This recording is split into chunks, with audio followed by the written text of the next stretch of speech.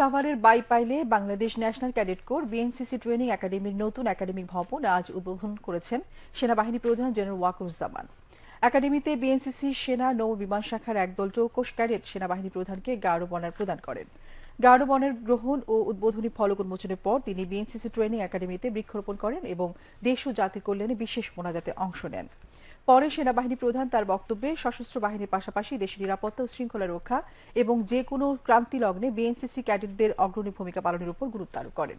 অনুষ্ঠানে অন্যান্যের মধ্যে সেনাবাহিনী chief of general staff lieutenant general Mizanur Rahman Shamim, adjutant general major general Mohammad Masudur Rahman, ৯ পদাতিক ডিভিশনের general officer commanding major general Mohammad Moin Khan, BNCC অধিদপ্তরের মহাপরিচালক brigadier general Mohammad Mizanur Rahman, BNCC সামরিক ও অসামরিক কর্মকর্তা কর্মচারী বৃন্দ উপস্থিত ছিলেন।